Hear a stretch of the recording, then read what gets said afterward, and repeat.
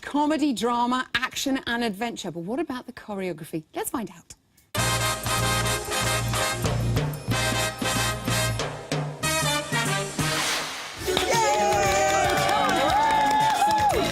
Go easy on those stairs, Miss Hardy. Everybody's in the crowd. Everybody's in the crowd. I feel like a little computer game and you have to fire me as I go across the screen. Yes. Can I say, Karen, welcome back. You are looking as radiant as ever. Blooming positively, which is wonderful. So much to discuss from Saturday. Let's start with Alison and Aliash and their brilliant jive. They danced to Footloose. She got great comments in general. A couple of the judges said she could have been a bit sharper. Tell me more. I think what I've picked up here straight away, I've gone for the classic kickball changes, OK? So, look, she's mastered the kickball change. So we've got the beautiful rhythm, which we've always talked about this woman that she has. But do you know, when I saw her in her cha-cha, she just had so much life and so much delivery of what she was doing. Whereas with this dance, she didn't look as though she was committed to it. And I think the difference was the cha-cha is what we call a lateral dance. It's going across the floor. And I think she felt really strong and she was able to use those legs. I think with a dance like the jive and maybe the samba, dances like that, quick steps, they're going to be a challenge for her because she needs to use those legs now and use the floor to spring.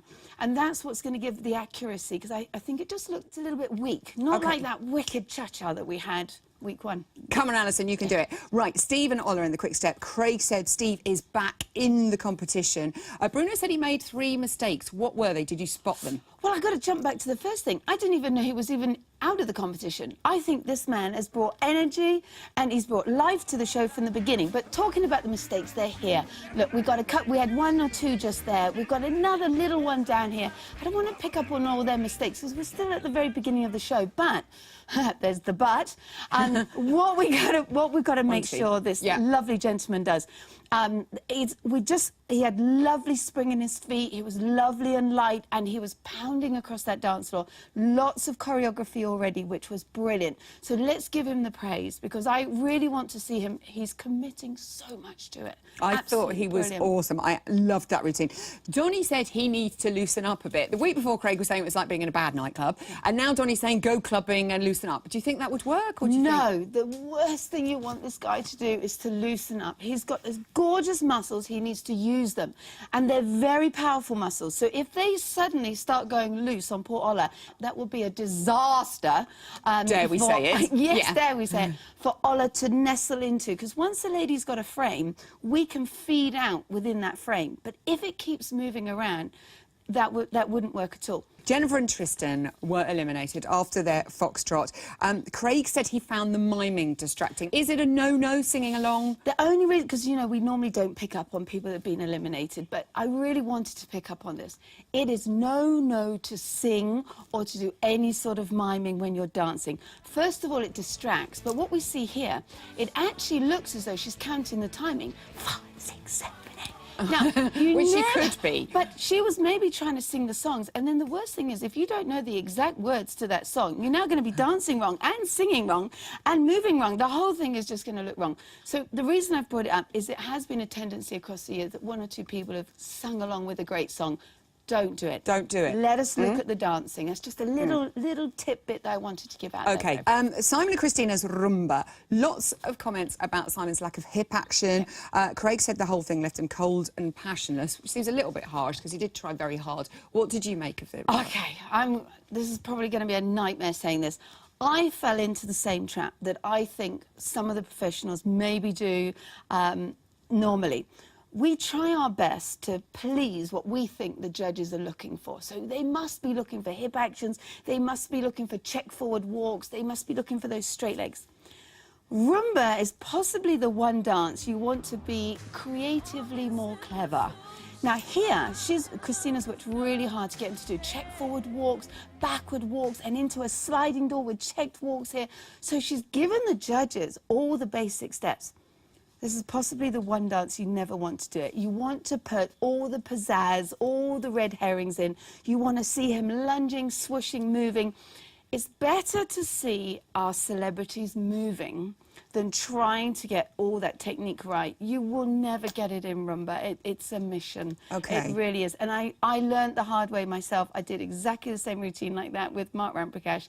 It was a disaster. Okay, but you went on to win. This is well, there you go. something you now, can that's the take thing from to it. tell Simon, Yes. because he is so talented. He is and good. what we've seen in the past, you just thank goodness that that's gone, that dance. It's and gone. Onwards and upwards. Move on.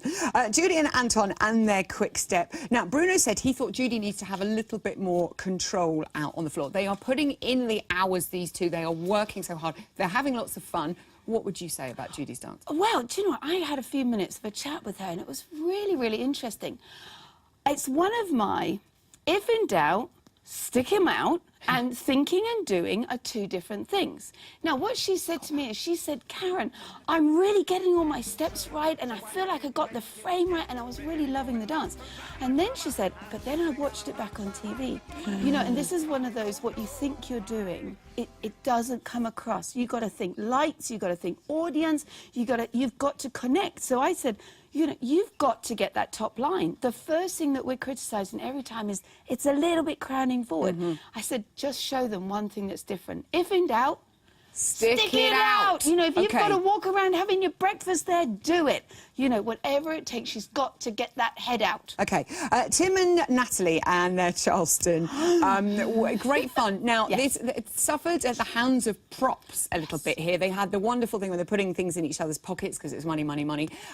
Again, like singing, are props a no-no sometimes at this early stage? Right. Props are designed to enhance the performance, but it is partnered with the biggest gamble that a prop will always have its own interpretation of what it wants to do.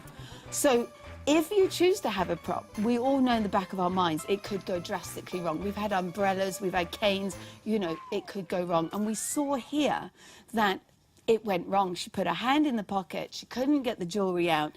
That meant she had to turn him.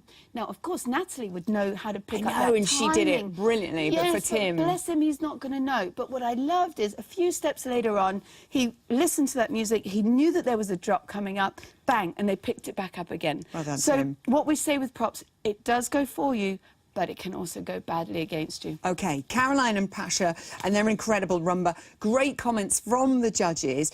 Bruno said she had a little stumble. I couldn't see for Space Mist. But did you notice it? I agree with you.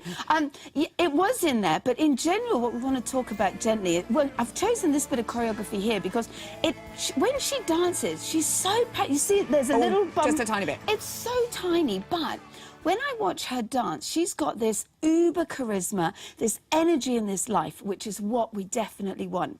But what it can do is it means that you're living with your balance points very near the edge. It's a gamble again.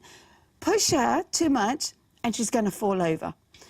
But pushing you can often bring all those great shapes, all that dynamic movement, and a bit of smoke goes a long way. That was very clever, whoever ordered all the smoke. Scott and Joanne and their samba. Donnie said the dancing was a bit all over the place, but he loved it, and a lot of dance content. Is Scott getting better? We said last week, didn't we? I think he's getting better. I think he's brilliant. But the one thing I really want them to be careful with, Scott, for me, you know how much I love him. Now, look, we're seeing him here doing the stationary sambas, and then we're attempting voltas backwards and in the wrong place. I think, for me, they're missing the point with Scott. Scott is uber cool funny. He's not panto funny. And I think we got lost in the whole panto of that. And that's not his character. There are ways that Scott, when we listen to him on the radio, he will have our entire office up in hysterics. But I think that didn't work for me. And I think he didn't have time to really focus on the dance that he was meant to do. But I'd really like to see him uber cool funny and not panto funny, because that's not him. I know what you mean. I know what you mean. I think next week he's in a proper suit. We will talk more in a moment. For now, Hardy. Next up, haha.